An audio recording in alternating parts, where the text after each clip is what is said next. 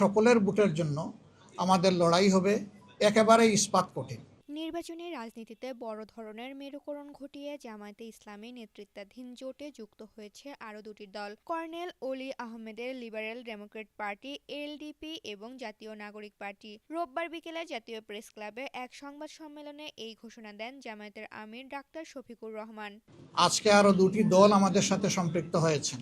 জনাব কর্নেল অলি আহমদ বীর বিক্রমের নেতৃত্বে এলডিপি এবং এনসিপি।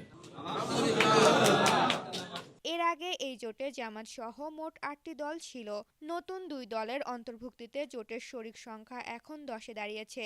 সংবাদ সম্মেলনে জানানো হয়, এনসিপি নেতারা উপস্থিত না থাকলেও তাদের সাথে বৈঠক চূড়ান্ত হয়েছে এবং তারা রাতে আলাদাভাবে ঘোষণা দেবেন। এনসিপি একটু আগে আমাদের সাথে তাদের বৈঠকটা সমাপ্ত হয়েছে। তারা এই বৈঠকে আসার সময় এবং সুযোগটা পাননি।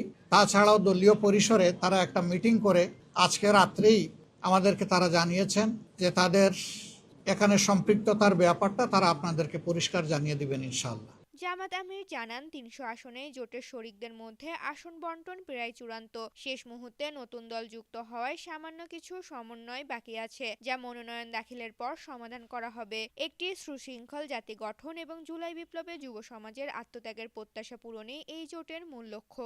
আমাদের আসন সমঝোতা almost complete.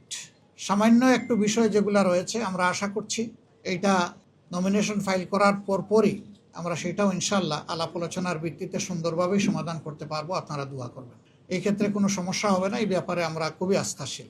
Doctor Shafiqur Rahman স্পষ্ট করেছেন, এটি একটি মজবুত নির্বাচনী জোট যা সুষ্ঠু ভোটের পরিবেশ নিশ্চিত করতে রাজপথে ও নির্বাচনে কঠিন ভূমিকা পালন করবে।